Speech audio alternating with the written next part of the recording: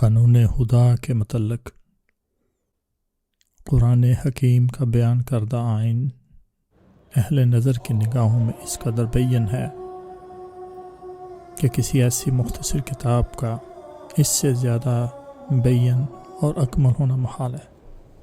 وہ بظاہر ایک مختصر صحیفہ ہے، مگر اس کا دعویٰ اپنے متعلق تبیانا لکل شیء ہے، یعنی اس میں ہر شے کا بیان ہے۔ لوگ اس کو یہاں کرنے کے لیے صدیوں سے تفسیر کے تومار باندھ رہے ہیں،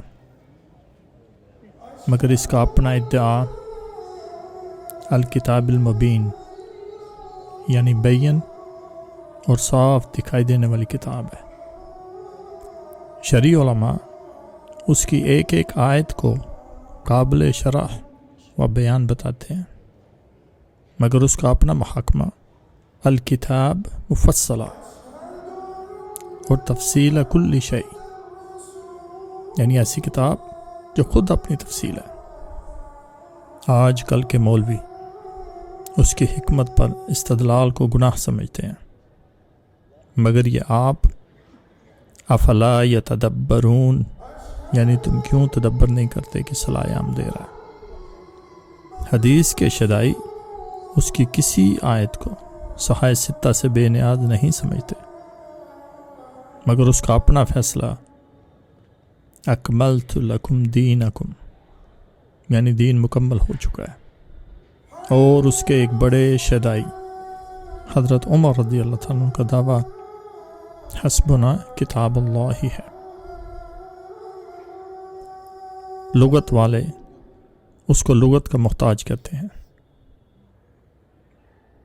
مگر اس پر عمل کرنے والے 200 برس تک اس کو لغت کے بغیر ہی سمجھتے رہے۔ اسلامی دنیا اس کی فصاحت پر سر دھنتی ہے، مگر اس کا اپنا اعلان ما علمناہ الشعر ہی رہا ہے۔ اس کے دشمن پکار پکار کر اور دوست دبی آواز میں کہہ رہے ہیں کہ اس کے اندر کے ربط کا پتہ نہیں چلتا، مگر اس نے اپنی بے ربطی کا جواب الذین جعلوا القرآن عضین، یعنی ان لوگوں نے ہی اپنے قرآن کو ٹکڑے ٹکڑے کر دیا۔